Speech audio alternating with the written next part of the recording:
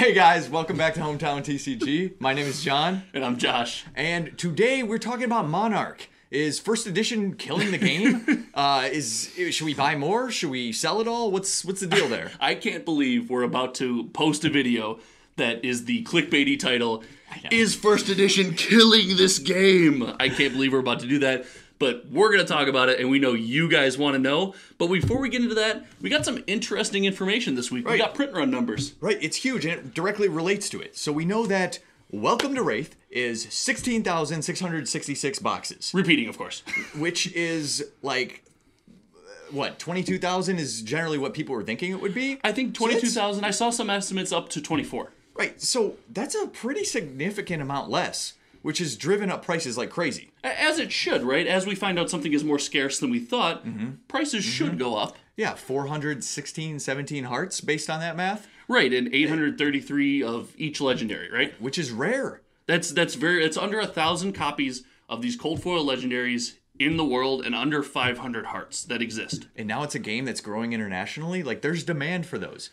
So we know that demand is huge. Yes. We know that Arc had the same exact numbers as Welcome to Rathe. But Crew, we thought it was going to be more. We didn't know the exact numbers. It's a little more than double more. Yeah, a little bit more. There's 37,500 boxes printed of Crew. Right. And Which that breaks down to 1875 legendaries, and we took the notes here. 937 to 938 fables, and the fables are all based on that speculated 1 in 40 box value, right? exactly. So that's something that's kind of debated, but that's a general consensus right now. Right. You know, putting us a little over 900 of Arknight shards, which is also extremely rare. That's especially now that the game, like you said, is international. Its player base has probably doubled, if not tripled, if not more. We don't want to over speculate on that. But these cards are hard to come by right now. And I think this points out the fact that Crew is the most interesting set currently in existence right now.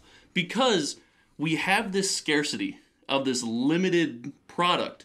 However, there's no unlimited to go along with it. So your collector's items and your play pieces for the game are all holding a premium right now. Exactly.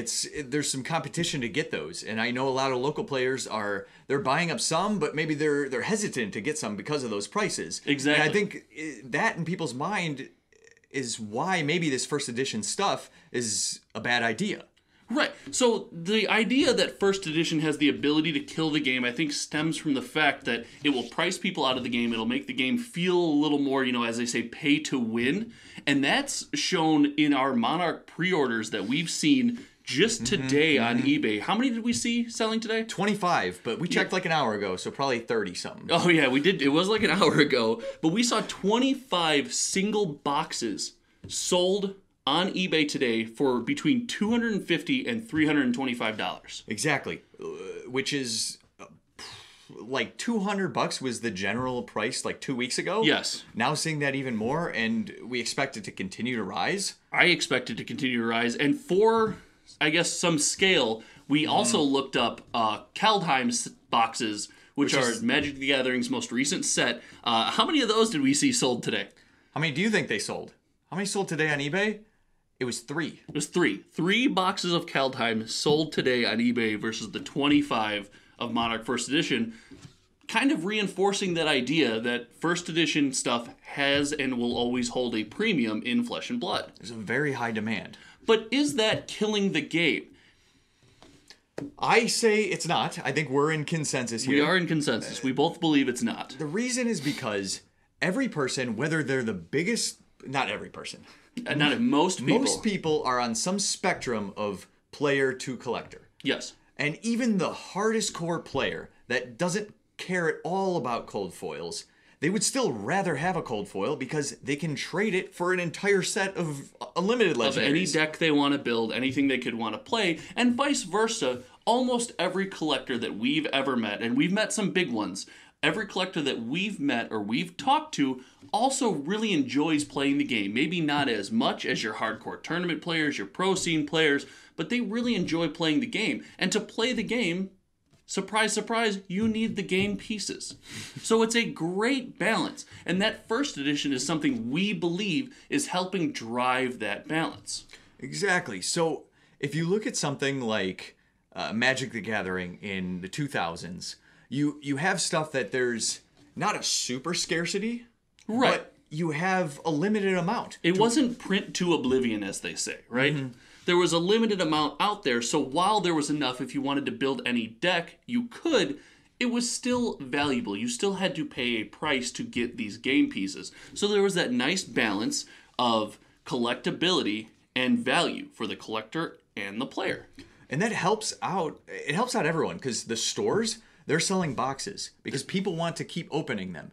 It's helping the players too because you feel this kind of pride about your collection. Absolutely. You feel that, oh, you're getting value. It's actually worth it to open boxes. Yes. Where it doesn't feel good for anyone to open up a box and just instantly lose 50% of their money on it. Right. That's what we call the feels bad, and that will cause a tectonic shift. We have a very healthy spectrum as we discussed right now. However, if you knock off one side of that spectrum, it's a symbiotic relationship. It will degenerate through the other side, and that's how your TCG will end up dying.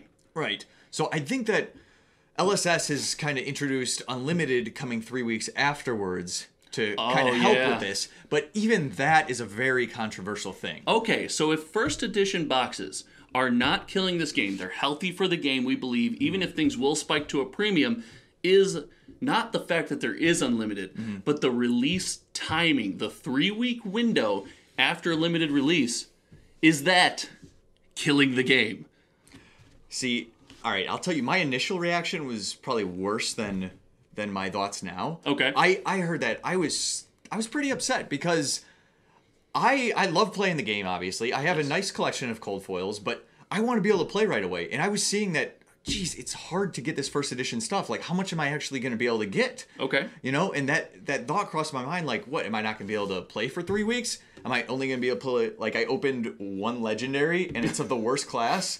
And So that's what you're playing in that I'm just 3-week going to window? lose for 3 weeks straight? I don't stand a chance? So you're worried about the playability of Flesh and Blood and maybe like the tournament scene, the skirmish scene, the armory scene in that first 3 weeks. Yes. Now, if there were a big event, this would be a huge issue. We agree on that. If there was a large event that fell in that window where a lot of the Monarch cards and maybe a Monarch Legendary made a large impact on a deck that could win that event, I think that would be a problem because now Flesh and Blood feels a little pay to win. Yes, you have to invest in any deck you're going to build, but it feels more, if you can afford this top limited cold foil card, then you get to win. Otherwise, you're going to struggle.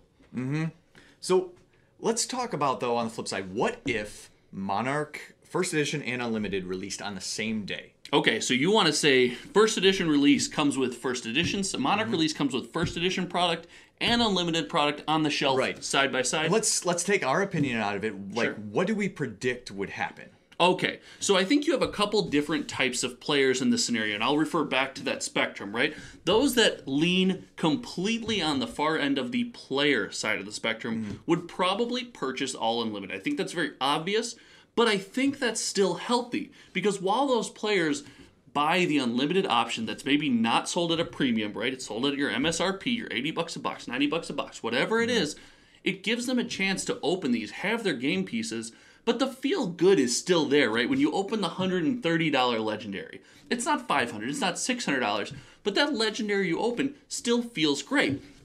And your other players that play maybe less frequently but collect higher will obviously lean towards those first edition boxes. But the real concern is, what about players like you and me that kind of fall somewhere in the middle? Right. I think that in that case, you would have a lot of people buying first edition boxes to hold on to and buying Unlimited boxes to play with. Okay, so the first edition boxes would maybe sit on shelves while the Unlimited boxes are cracked. Exactly. And in that case, the cold foils out of those first edition boxes, they barely get pulled because not many were opened. Most people are because you're leaving like, the well, box. I got both. I don't know. I'll open up these Unlimited because it seems like these boxes keep going up. And I think the EV out of the boxes, well, it would be great if you pulled a cold foil. Mm-hmm.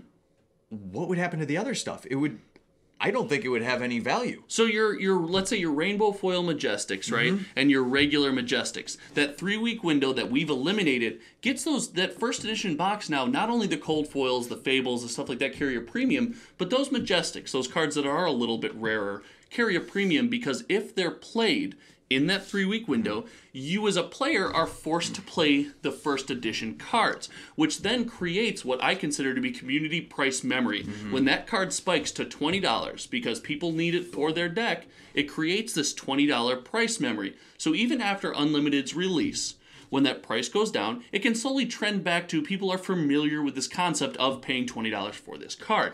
In our scenario, however, you lose that, don't you? Right, I think it's maybe a couple bucks higher because people know based on the first 2 sets, oh, it's higher, but the demand isn't there. Okay. So maybe the first week they price it at 20, but people don't really want it. And all of a sudden it drops down to maybe like 12, whereas the unlimited is $10.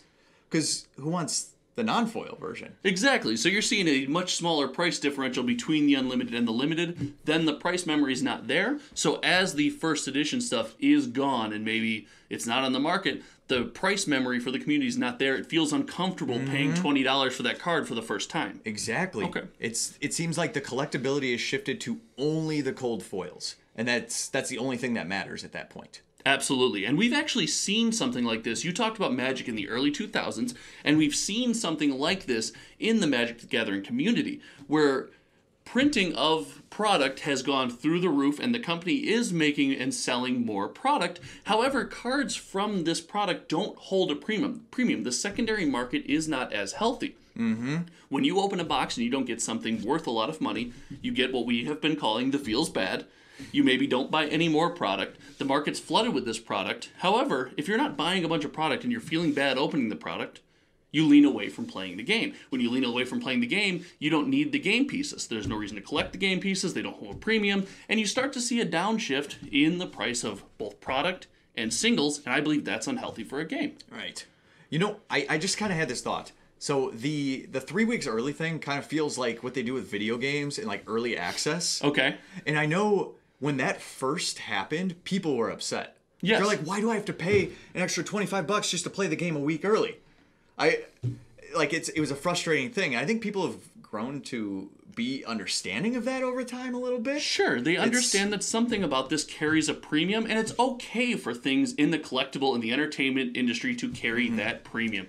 So the it print seems window, similar, right? Yeah, it does totally seem similar. And that print window, then the release happening 3 weeks later, I think the consensus then, based on all of that information, probably not killing the game. It's probably not killing the game. Probably not killing the game. I think if this is their general policy moving forward, LSS will be fine in the next couple. As Kingdom comes, people are used to it. As set 6 comes, 7, 8, people are comfortable with it at that time, and they're like, oh, this is just the way it is. I think so too, and I think without the scenario that we talked about, right, that large event in those 3 weeks, as long as they keep anything super important outside of that 3-week window, I think it's going to be completely healthy. I think it's going to create that scarcity and create that desire for the first edition stuff, and also kind of ramp up the desire for the unlimited stuff that you want because you want to play the game. Right. I kind of like it.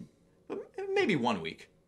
See, maybe 1 week. We'll disagree on this channel because I like the 3 weeks. Now, maybe, I don't know, 1 week, 2 weeks, 3 weeks. Who knows what the right number is. It kind of feels like the Wild West. It kind of feels like an arms race almost, too. It does. Like people are just trying to get as much as they can. How much Monarch can you get? Let us know in the comments how much Monarch you got. Is there anything you want to talk about in the close here before we let the people go? Do we need to touch on Drone? Drone of Brutality to the moon. That's all. I'm Josh. And I'm John. And we're Hometown TCG, ladies and gentlemen. And we'll see you in the next one.